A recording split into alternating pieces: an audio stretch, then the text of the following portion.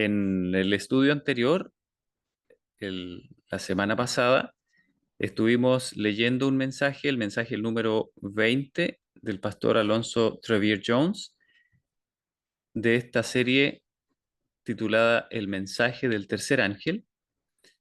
Y en el mensaje anterior estuvimos reflexionando bastante acerca del sábado, de su significado en el Evangelio, de la unión del sábado con la persona de Cristo, el Creador, y de cómo el propósito de Dios al crearnos se refleja y se funde con el verdadero significado que tiene el sábado, como al observar el sábado, nosotros en realidad nos ponemos en contacto con Jesús, con su persona, con su espíritu, y somos transportados a ese propósito original que Dios tenía cuando hizo la creación.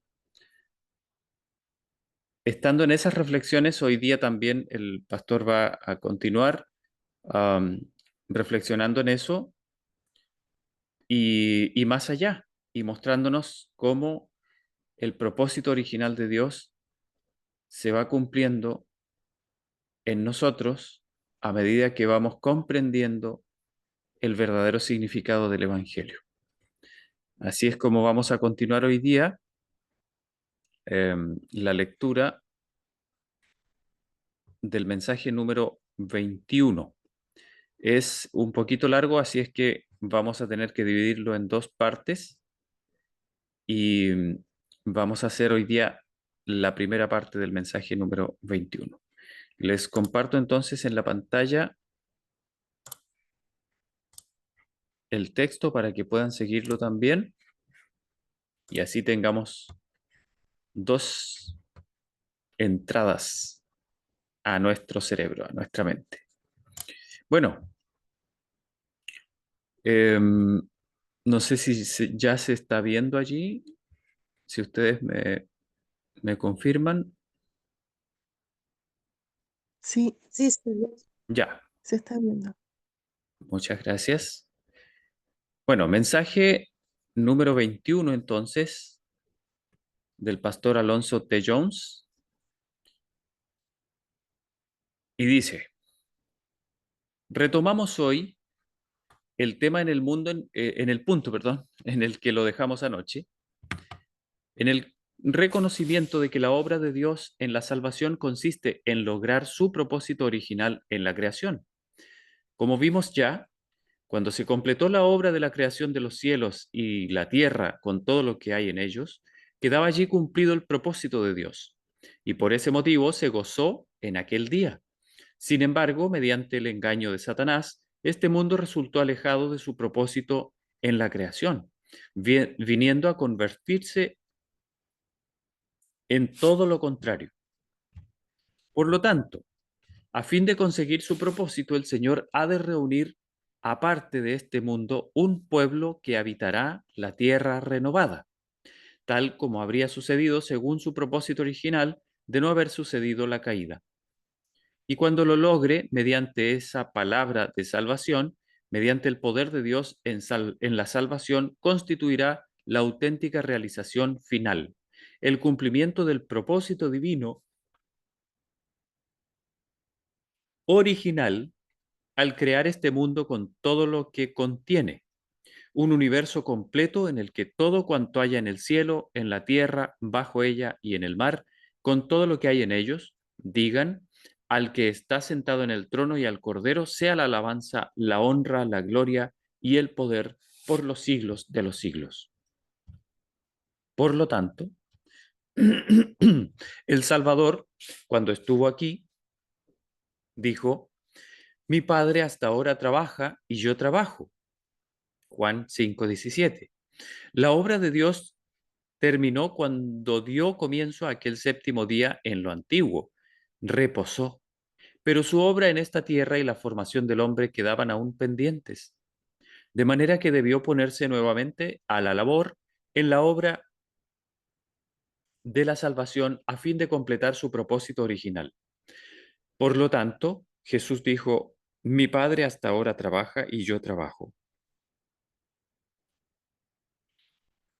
Leeré a continuación 3 pasajes del Antiguo Testamento y 3 del Nuevo, y podéis multiplicarlos tanto como queráis, especialmente a partir del capítulo 40 de Isaías y siguientes.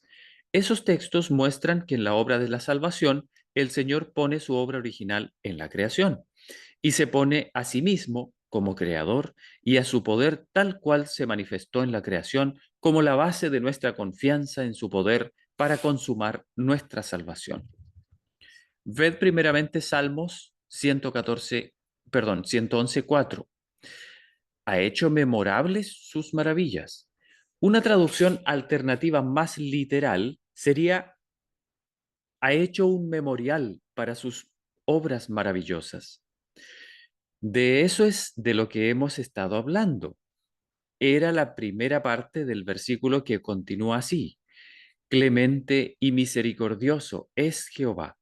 Sus obras maravillosas, por lo tanto, que están significadas en el memorial que estableció, quedan en este versículo ligadas a su clemencia y misericordia, a la plenitud de su compasión hacia el ser humano en este mundo, que tan necesitado está de ella. Veamos ahora el capítulo 40 de Isaías y podéis continuar a lo largo de todo el libro, pues lo encontraréis desde el principio hasta el fin. Comencemos en su primer versículo que dice: consolad, consolad a mi pueblo, dice vuestro Dios, hablad al corazón de Jerusalén, decidle a voces que su tiempo es ya cumplido, que su pecado está perdonado, que doble ha recibido de la mano de Jehová por todos sus pecados. Voz que clama en el desierto, preparad un camino a Jehová, nivelad una calzada en la estepa a nuestro Dios. Es el mensaje de Juan Bautista. Todo valle sea alzado y bájese todo monte y collado, que lo torcido se enderece y lo áspero se allane. Entonces se manifestará la gloria de Jehová y toda carne juntamente la verá, porque la boca de Jehová ha hablado. Voz que decía, da voces, y yo respondí, ¿qué tengo que decir a voces? Que toda carne es hierba, y toda su gloria como la flor del campo. La hierba se seca, y la flor se marchita, porque el viento de Jehová sopla en ella. Ciertamente como la hierba es el pueblo, la hierba se seca, y se marchita la flor, mas la palabra del Dios nuestro permanece para siempre. Pedro, citando ese pasaje en los 2 últimos versículos del capítulo 1 de su primera epístola, declara: esta es la palabra que por el Evangelio os ha sido anunciada. Isaías sigue entonces refiriéndose al Evangelio en otros términos. Súbete, perdón, súbete sobre un monte alto, anunciadora de Sión, levanta con fuerza tu voz, anunciadora de Jerusalén. Levántala sin temor, di a las ciudades de Judá: ved aquí al Dios vuestro. He aquí que Jehová el Señor vendrá con poder, y su brazo dominará. He aquí que su recompensa viene con él, y su paga delante de su rostro. Como pastor apacentará su rebaño. En su brazo llevará los corderos, junto a su pecho los llevará, y pastoreará con ternura a las recién paridas. Hasta aquí está exponiendo el Evangelio mediante la palabra de Dios. Seguimos leyendo. ¿Quién midió las aguas con el hueco de su mano y los cielos con su palmo?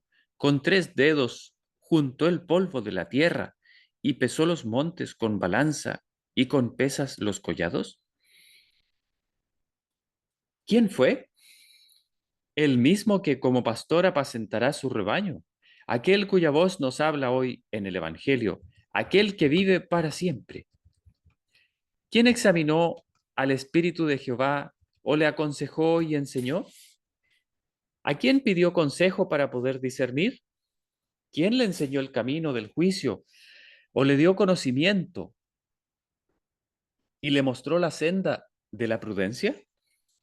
He aquí que las naciones son para él como la gota de agua que cae del cubo, y como polvo menudo en las balanzas le son estimadas. He aquí que las islas le son como polvo que se desvanece.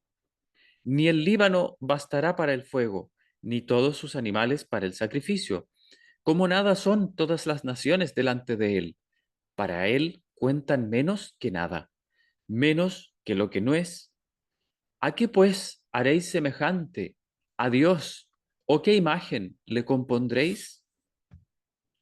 Saltamos ahora hasta el versículo 25.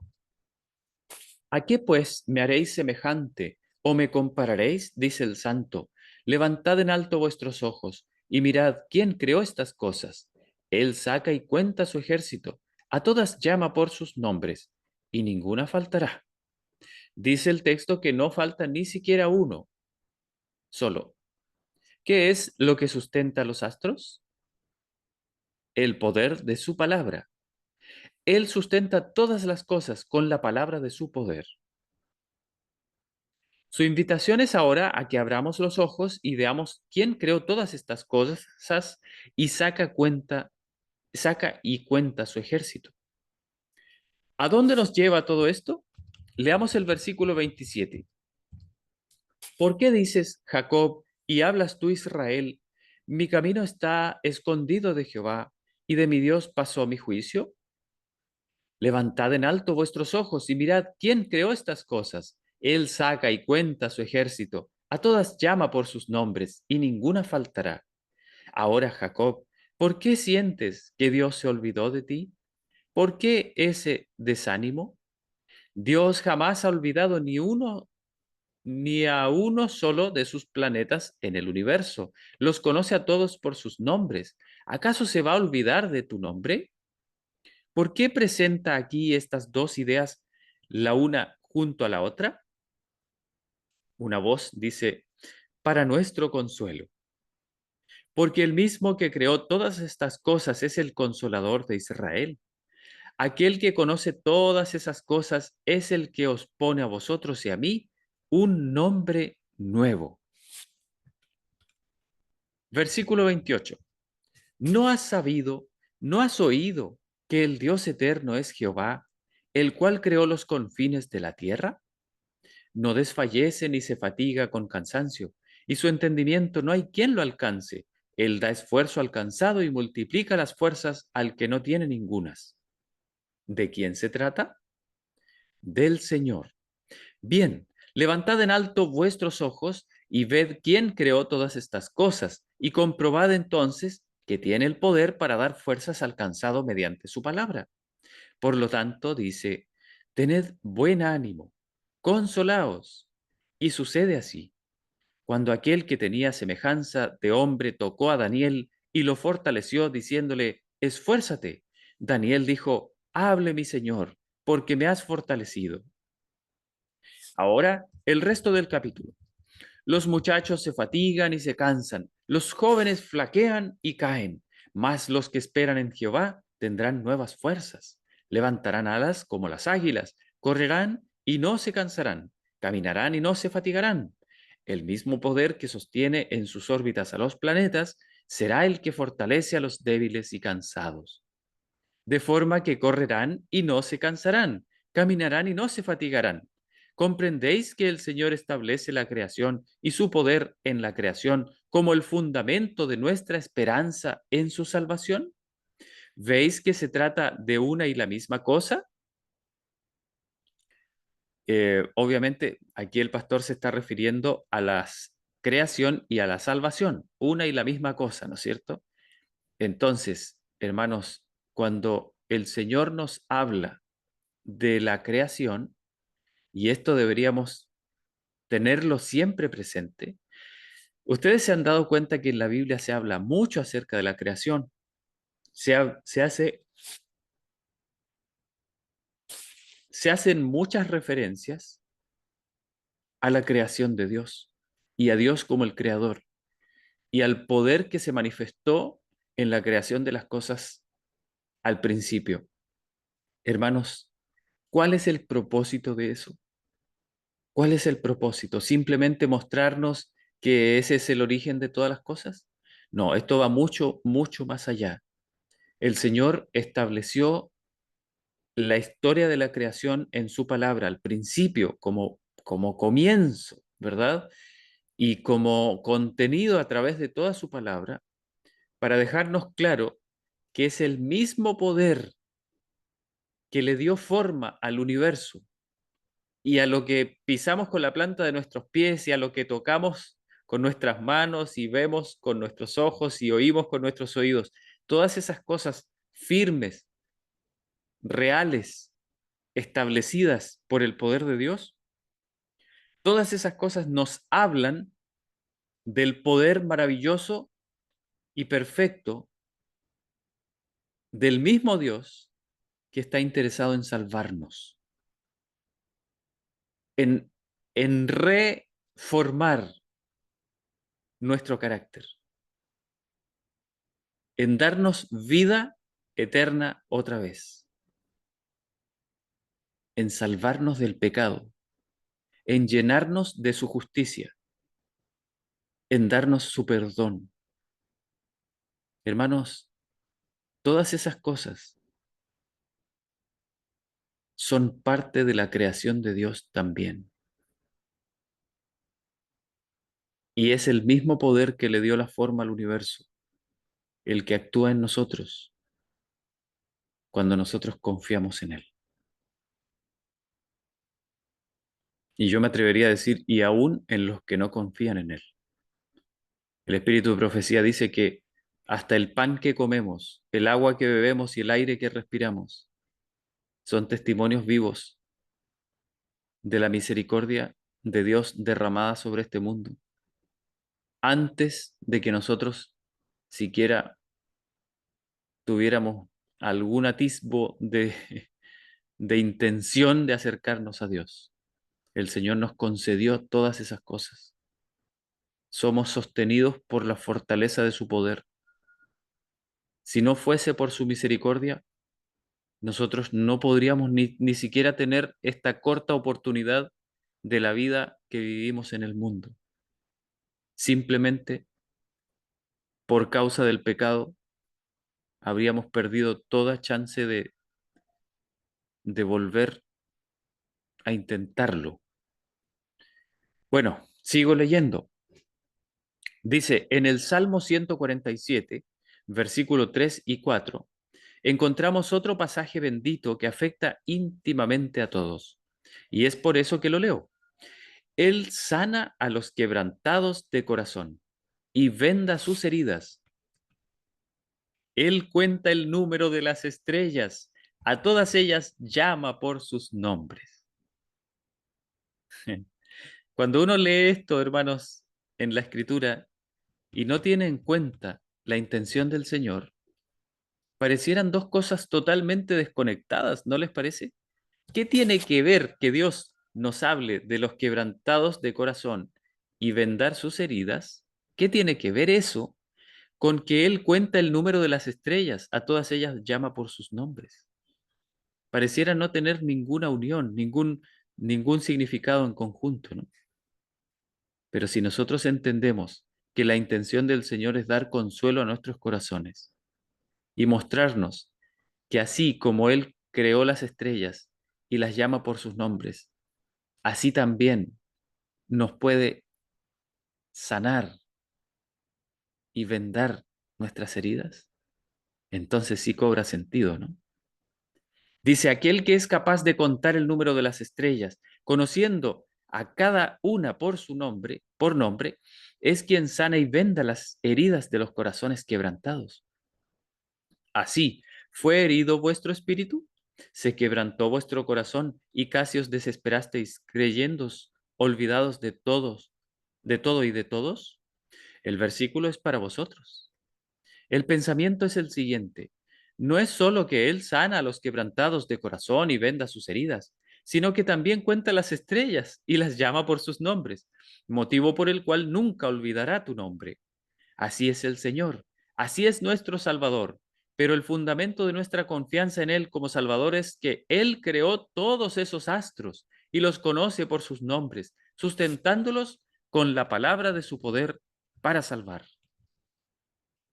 Yendo ahora al Nuevo Testamento, recordad lo que lo escrito en el primer capítulo de Juan, versículos 1 al 4. En el principio era el Verbo, y el Verbo estaba con Dios, y el Verbo era Dios.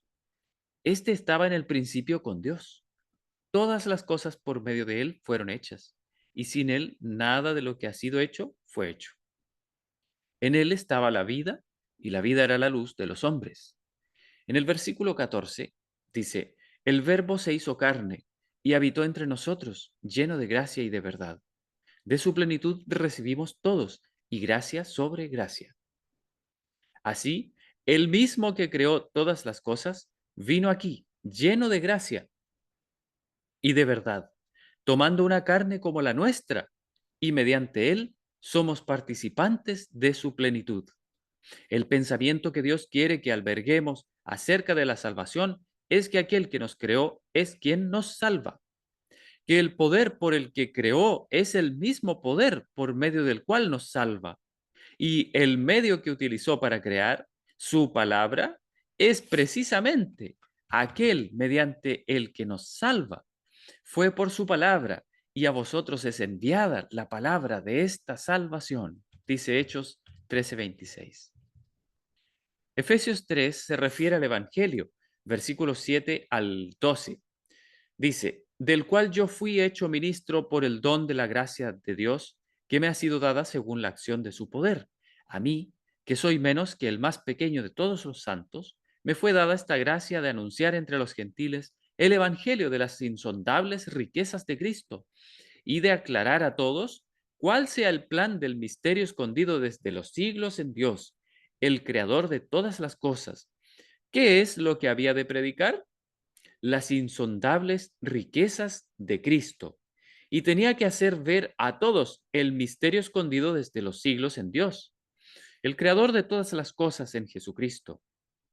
Por lo tanto, la finalidad del Evangelio es permitir que el hombre comprenda cuál fue el propósito de Dios cuando creó al principio. ¿Entendieron eso, hermanos? Lo leo de nuevo, miren. Por lo tanto, la finalidad del Evangelio, o sea, su objetivo, dice, es permitir que el hombre comprenda cuál fue el propósito de Dios cuando creó al principio.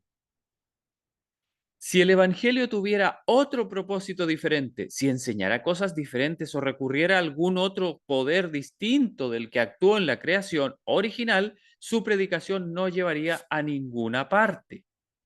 Pero puesto que es precisamente así, eso refuerza el pensamiento ante nosotros, que el propósito de Dios en el Evangelio es restaurar en el hombre el conocimiento que había perdido de su propósito original al crear todas las cosas por Jesucristo. Entonces, hermanos, miren, aunque esto suene un poco complicado, lo que nos está diciendo aquí el pastor es que Dios tenía un propósito original cuando nos creó. Dios no nos creó así ignorantes y después que con el tiempo fuésemos de alguna manera descubriendo, ¿no es cierto?, cuáles podrían ser las utilidades de nuestra vida. No, el Señor tenía un propósito específico, perfecto, que tenía que cumplirse a cabalidad. Bueno, cuando nosotros caímos en pecado, ese propósito se perdió. El hombre se volvió un ser sin sentido, sin sentido. Por eso es que hoy día la gente se dedica a buscarle el sentido a la vida. A eso se dedica la gente. Y muchas personas se preguntan, ¿qué sentido tiene esta vida? Cuando ven todo lo que sucede en ella.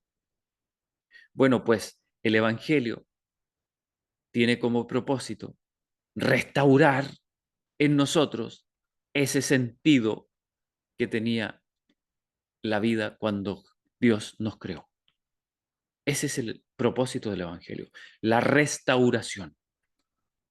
Dice, así seguimos leyendo, para que la multiforme sabiduría de Dios sea ahora dada a conocer por medio de la iglesia a los principados y potestades en los lugares celestiales, conforme al propósito eterno que hizo en Cristo Jesús, nuestro Señor.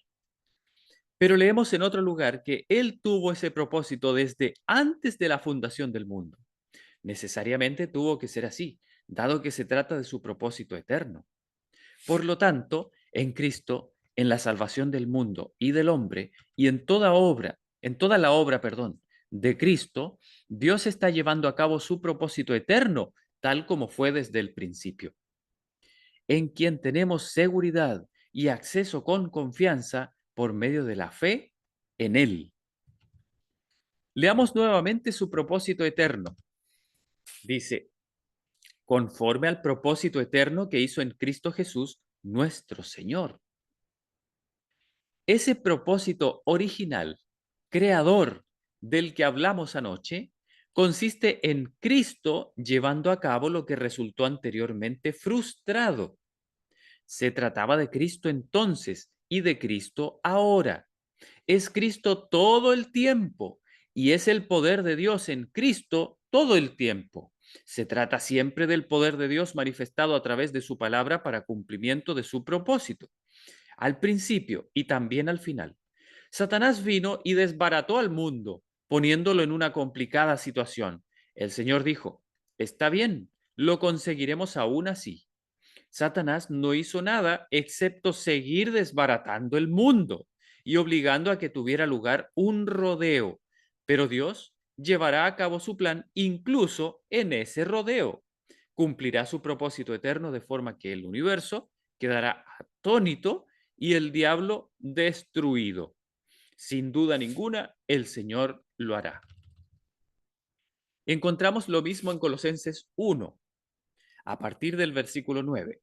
Leeré del 9 al 17. Por lo cual, también nosotros, desde el día que lo oímos, no cesamos de orar por vosotros y de pedir que seáis llenos del conocimiento de su voluntad en toda sabiduría e inteligencia espiritual.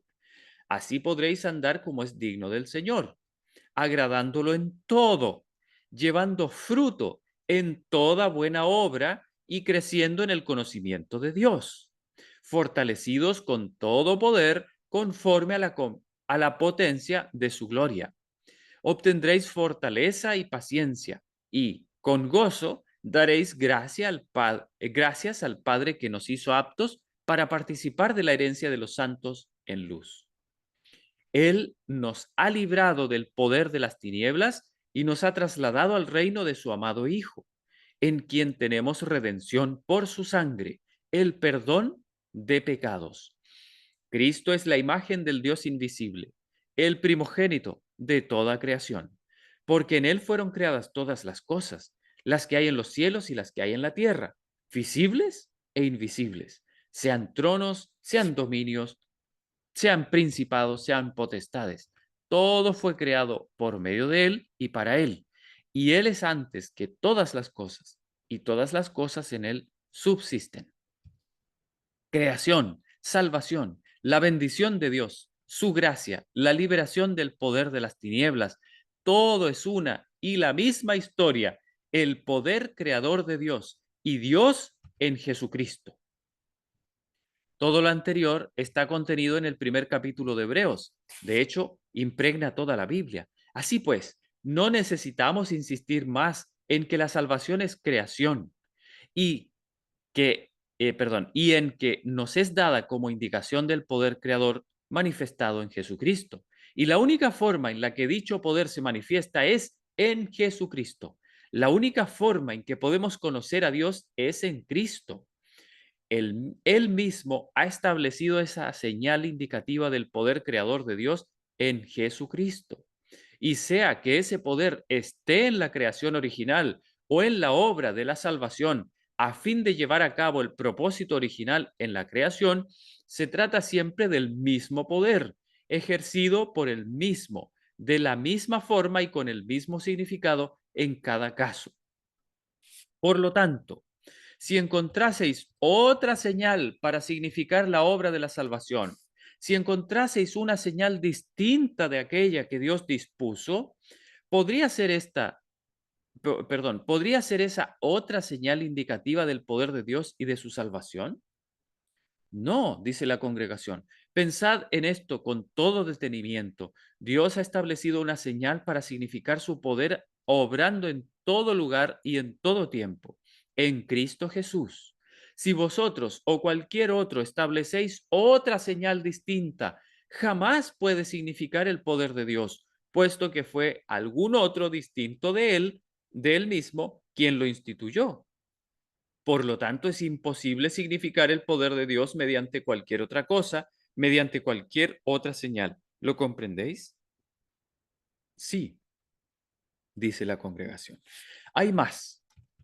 Si alguien encontrara en alguna parte de la historia otra señal establecida para significar la salvación, sería salvación mediante otro poder distinto del poder de Dios en Jesucristo. Solo podría ser así. Bien, ¿se ha dado algún esfuerzo, se ha albergado alguna pretensión en la historia a fin de salvar a las personas mediante algún otro poder diferente al de Jesucristo? Sí. ¿Acaso no ha existido en el mundo un poder llamado anticristo? Sí. Anti significa opuesto o contrario a Cristo. Ese poder pretende salvar a las personas. ¿No es así? Leamos primeramente la descripción de su proceder. Dice Tesalonicenses, segunda de Tesalonicenses 2:4. Se opone y se levanta contra todo lo que se llama Dios o es objeto de culto, tanto que se sienta en el templo de Dios como Dios, haciéndose pasar por Dios. En Daniel 8:25 leemos que se levantará contra el príncipe de los príncipes, procurará regir, reinar, ejercer su poder en contra del príncipe de los príncipes. ¿Quién es el príncipe de los príncipes? Cristo. Se levantará contra Cristo, ejerce su poder, se levanta, perdón, contra Cristo, ejerce su poder, desarrolla su obra en oposición a Cristo. Daniel 8:11 dice, aún se engrandeció contra el príncipe de los ejércitos. El versículo precedente aclara que se trata del ejército del cielo. Por lo tanto, tal como afirma Pablo, se exalta a sí mismo, se exalta y se opone contra todo lo que se llama Dios y se considera digno de adoración. Se automagnifica, se exalta a sí mismo contra el príncipe del ejército celestial. ¿Cuál es ese poder? Es el papado, la iglesia católica, la iglesia de Roma. ¿No es acaso la doctrina de esa iglesia que no hay salvación fuera de ella o por ningún otro medio ajeno a ella? Esa iglesia, ese poder se exalta a sí mismo y se autoproclama único medio posible de salvación, estando en completa oposición con Cristo. ¿No resulta evidente que habrá de elegir como símbolo de su poder para salvar otra señal distinta del sábado? Es un hecho. Otro pensamiento en este punto. Puesto que ha de ser una señal distinta del sábado, que es indicativo del poder de Dios en Jesucristo para la salvación, no resulta claro que cualquier otro poder que establezca una señal indicativa de su poder para salvar habrá de recurrir por necesidad a un sábado en rivalidad con el verdadero, sábado entre comillas, dice. ¿Ok? No queda otra posibilidad. Ha de ser precisamente así.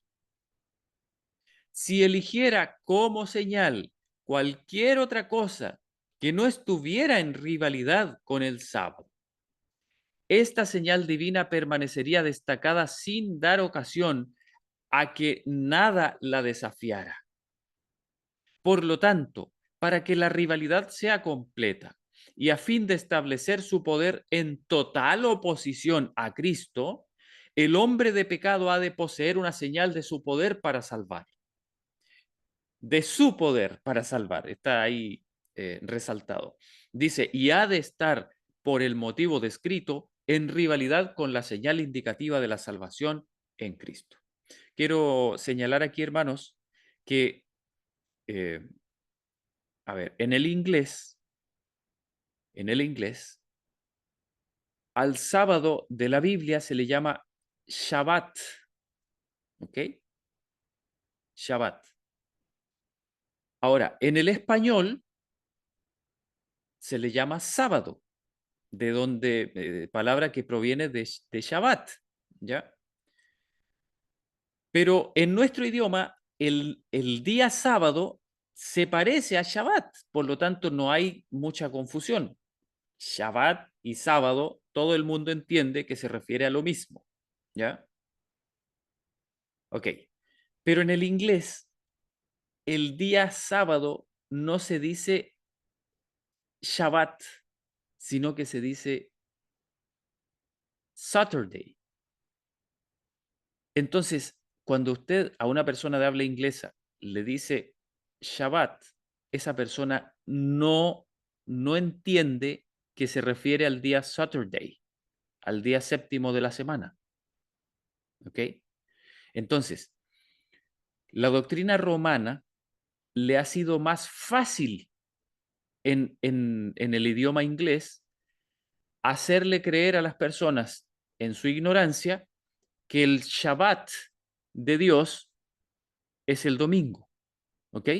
Claro, cuando las personas conocen estas verdades que estamos leyendo aquí y estudian, entonces les surgen las preguntas y entienden y pueden ir y preguntarle a un sacerdote, por ejemplo,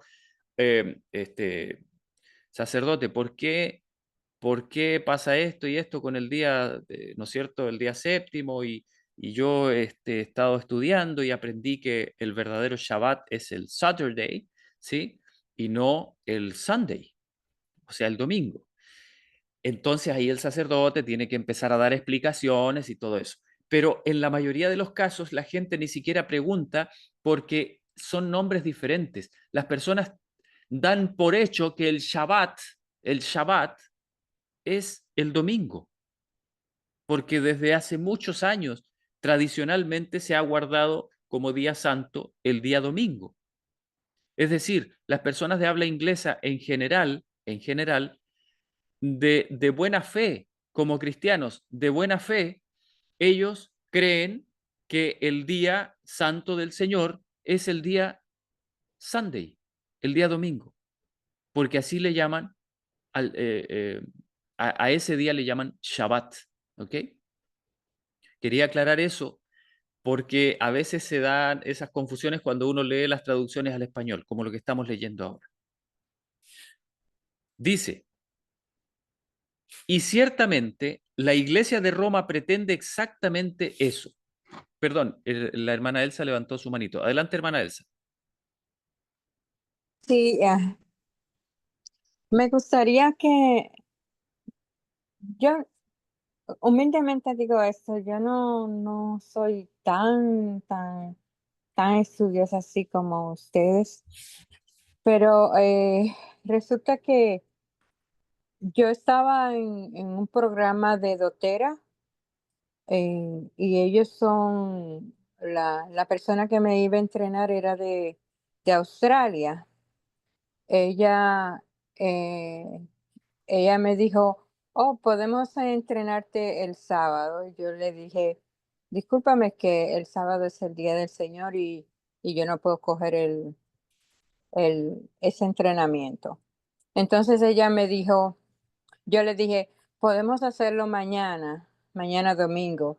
Y ella me dijo: "Discúlpame, pero no puedo porque el domingo es el sábado para mí". Sí, le dijo el Shabbat, ¿no? Y ya, ella me dijo exactamente lo que usted acaba de decir, hermano. Sí. Y yo me quedé así como, como que no quería, enfrentarla así directamente, porque pienso en la manera como de la salvación, cómo le enseño a ella. Y yo dije, el Espíritu Santo, le pedí: "Señor, dame palabras sabias en un momento", porque eso ella me lo mandó por audio, en texto y en texto también. Entonces, yo no le he contestado de nuevo porque me quedé así, no cogí el entrenamiento para esos aceites, porque tienen, son muy reconocidos esos aceites, pero no lo cogí, no cogí el entrenamiento porque dije, en el momento que yo hable con ella de nuevo y que sepa decirle cómo hablarle, entonces ahí sí. Bueno, ahora tiene algo que compartir con ella, bien Exacto, interesante. Sí, exacto, eso es sí, Dios. sí, mire, usted puede averiguar en internet Ajá, cómo se dice el nombre del Saturday en cada idioma. Entonces, Saturday en sí, cada idioma. en cada Ajá. idioma. Y usted se va a dar cuenta que hay varios idiomas eh, en donde el nombre del sábado tiene que ver con el descanso, con el Shabbat. En cambio, hay muchos idiomas también en donde el nombre del domingo, del Sunday, tiene que ver con el día del sol. Sí, Entonces ahí usted le puede explicar que la palabra Shabbat original del hebreo, ¿no es cierto? ajá. En realidad le dio forma a la palabra en español, que es sábado. Y así también le da forma en muchos idiomas, a la palabra de ese idioma del día Saturday. Entonces, cuando las personas de habla inglesa se dan cuenta o entienden que en realidad el Shabbat original no tiene nada que ver con el domingo o con el Sunday o el día del sol, entonces se llevan una sorpresa y eso queda ahí en sus mentes y después vuelve a florecer y el Espíritu Santo les vuelve a recordar y empiezan a preguntarse, bueno, ¿y cómo pasó eso?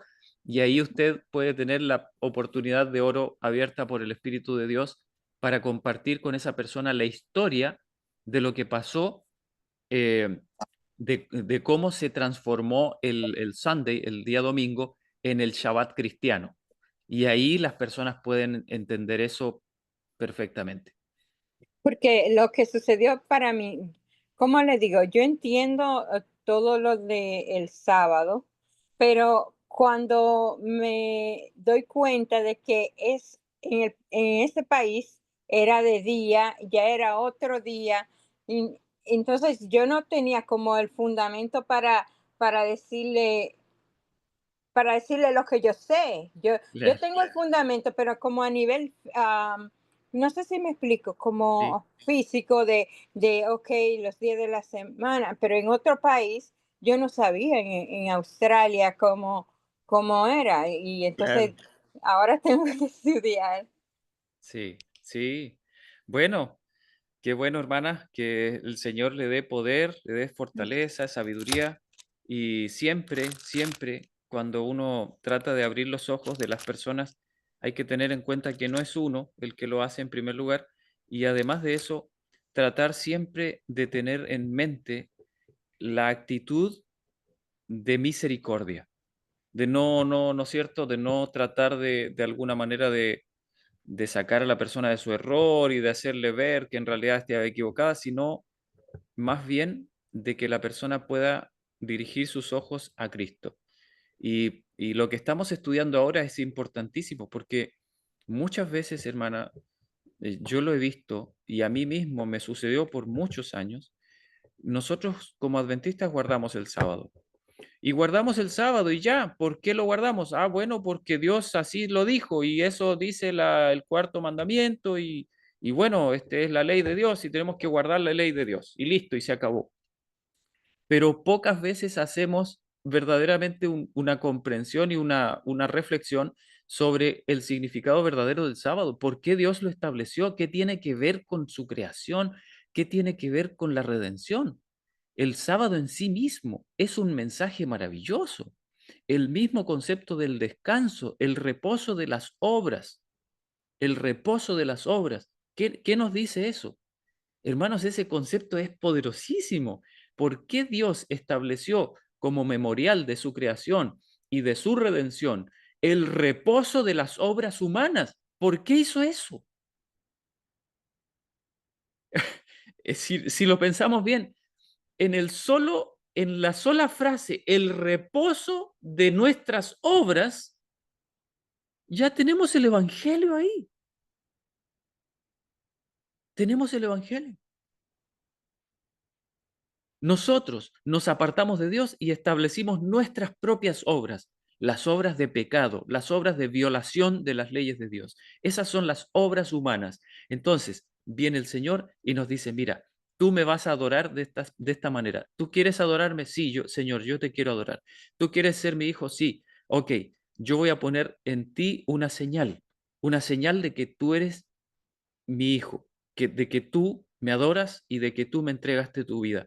Bueno, la señal que yo voy a poner en tu vida es que tú vas a guardar este día que yo elegí, que yo santifiqué, y le vas a mostrar a todo el mundo que tú has decidido por ti mismo, en adoración a mí, en reconocimiento a mí como tu creador y tu salvador, abandonar tus propias obras y descansar en las mías. Y ahí está el Evangelio. Hermana Elsa, parece que levantó otra vez su manito. Y una pregunta, ¿ustedes están grabado este tema que están Sí, dando ahora? sí, O para hermana, lo estoy grabando y va a estar disponible en el canal donde yo subo todas las grabaciones Ah, ¿sí? ahora yo tengo otra pregunta y después usted me la contesta cuando usted pueda. Eh, cuando, yo no sé si fue en el grupo de Nirma que yo escuché que estaban hablando de la marca de Caín que Dios puso. Entonces yo me quedaba así como, ok, es una marca perpetua que Dios quiso establecer para no matar es para que nadie matara a Caín de una vez, o como la perpetuidad del Señor en alguna de los versículos de la Biblia donde aparece que es perpetuo, que no se borra, que nadie lo puede matar. Eso es igual que el sábado. Mire, es muy interesante ese punto, hermana Elsa. Yo no lo he estudiado en profundidad, me gustaría escuchar esa exposición de la que usted habla, pero sí, indudablemente hay una conexión, indudablemente hay una conexión. Ahora, no, yo no tengo una respuesta directa para eso. Hay muchas personas que lucubran respecto a la marca de Caín, pero yo no le podría dar una respuesta así certera. Creo que es un tema bien interesante que se puede estudiar, pero me da la impresión a mí de que aunque tiene un significado por ese lado, digamos, no hay en la palabra inspirada alguna respuesta específica a lo que se refiriese la marca de Caín. ¿Ya? No sabemos bien a qué se refiere. Pero sin duda, se presenta en la Biblia con esa característica y no creo que sea una coincidencia, ¿sí? Bueno, vamos a seguir entonces a ver si llegamos por lo menos a la mitad para poder así la próxima vez terminar el mensaje completo. Sigo leyendo, dice, y ciertamente la Iglesia de Roma pretende exactamente eso. Afirma que el domingo que ella ha establecido es la señal del poder de la Iglesia para poner en el camino de la salvación a los hombres sujetos al pecado. Pretende eso, ni más ni menos. Cuando se estableció el domingo y cuando los gobiernos terrenales obligaron a que se lo observara por la fuerza, quedó configurado el papado tal como existe hoy en el mundo. El domingo fue entonces puesto en lugar del sábado del Señor con un propósito directo y definido. El registro histórico es incontestable. Veamos lo dicho por uno de los que hicieron ese cambio. En la página 313 del libro Two Republics, las dos repúblicas, les aprovecho de dar el anuncio. Este libro, hermanos, fue escrito por el pastor Alonso Trevor Jones también, el mismo que está dando los mensajes. Se llama Las dos repúblicas y me parece que está también traducido al español. Me parece, digo, porque alguien me compartió el documento en PDF, pero no sé si era una traducción, digamos, oficial. Pero ya está o sea, está en inglés, disponible en PDF y con las herramientas de traducción que hay ahora, hermanos, en Internet, especialmente con este asunto de la inteligencia artificial, es facilísimo traducir, ¿ya? Se los recomiendo. Las dos repúblicas se llaman. Bueno, aquí el pastor cita una parte que habla sobre eso. Dice, hemos transferido al día del Señor, y le llama así al domingo, ustedes saben, ¿no es cierto? En el mundo cristiano se le llama el día del Señor al día domingo. Dice, todas las cosas que era deber efectuar en sábado, del escritor Eusebio. Dice, se aplicó entonces la ley para hacer obligatoria la observancia del domingo. ¿Con qué propósito? Leo en la página 315 del mismo libro. Nuestro emperador, muy amado del Señor, cuya fuente de autoridad imperial deriva de lo alto y que destaca en el poder de su sagrado título, ha controlado el imperio mundial durante un largo periodo de años. Efectivamente, este preservador dispone en estos cielos y en esta tierra y en el reino celestial de forma consistente con la voluntad de su Padre. Así, nuestro emperador, amado por él, llevando a aquellos sobre quienes rige en la tierra al unigénito Verbo y Salvador, los hace auténticos súbditos de su reino. Qué increíble. Saben, hermanos, cuando yo leo esas citas, que son históricas, son citas serias, reales, están allí, fueron establecidas y así lo creían las personas y así se imponía a la gente. ¿Saben ustedes que yo digo, cómo puede ser posible que las personas llegaran a creer eso? Pero era así, verdaderamente ellos creían eso, que los emperadores eran siervos de Dios en la tierra y que lo que ellos hacían era aceptado en el cielo y todo eso. Dice, su propósito era, pues, salvar a las personas por esos medios. El domingo se estableció como señal del poder que lo estaba llevando a cabo, en lugar del sábado del Señor, que es indicativo de su poder. Sigo leyendo en la página 16. Dice, ordenó asimismo que se observara un día como ocasión especial para la adoración religiosa. Y, otra cita, ¿quién otro ha ordenado a las naciones que pueblan los continentes y las islas de este vasto mundo que se reúnan en el día del Señor? Otra vez hablando del domingo, ¿no es cierto? Observándolo como festivo, no para cuidar el cuerpo, sino para fortalecimiento y ánimo del alma mediante la instrucción de la verdad divina. Tal era su objetivo, tomar el lugar de Dios, tomar el lugar del sábado del Señor. Es lógico que hiciera así, ya que hemos visto que de suscitarse otro poder con la pretensión de salvar a las personas, habría de acuñar otra señal distinta de la que es indicativa del poder de Dios. Eso es lo que hizo el papado y estableció con ello el gobierno de la Iglesia, convirtiéndola en el conducto de salvación mediante el poder terrenal absoluto y compeliendo a las personas por ese camino. Y ya leímos aquí la doctrina de la Iglesia, las doctrinas de la Iglesia de Roma acerca de cómo han de hacerse las personas, cómo han de hacer las personas para salvarse. Y todo consistía en el yo del hombre. El que puede ahí salvar es solamente el poder del yo. No se trata de la salvación de Cristo. Sus doctrinas enseñan que el hombre se ha de preparar a sí mismo, que ha de lograr una bondad suficiente y entonces el Señor hará tratos con él. Esas son las enseñanzas de Roma, ¿verdad? Dice, si haces tal y tal cosa, seré benigno contigo. Así se lee en ese libro. No tengo tiempo esta noche de repetirlo. Su doctrina consiste en que la persona tiene que hacer cierta cosa. El problema es que no hay en ella poder alguno para efectuarla, pero su argumento es que si la hace, lo ha ganado todo. Esa es esa no es, perdón, la salvación en Cristo. No es la salvación de Dios. Hay más. Las iglesias que profesan ser protestantes en Estados Unidos han tomado ahora el mismo curso de acción y han exaltado igualmente el domingo, el día que ponen en este gobierno, tal como hizo la Iglesia Católica en el Imperio Romano y con el mismo propósito.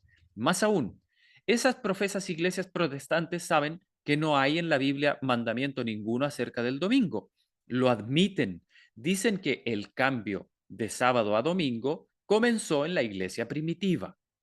Poco me interesa cuán atrás pretendan situar ese cambio en la iglesia primitiva. Si se trata de una institución de la iglesia, si es una orden eclesiástica, algo que la iglesia dispone que los hombres obedezcan, no importa cuándo comenzara, es igualmente perversa. Toda iglesia que pretenda algo semejante se convierte en una iglesia apóstata. Seguid el hilo hasta los días de los apóstoles si queréis, sea como fuere.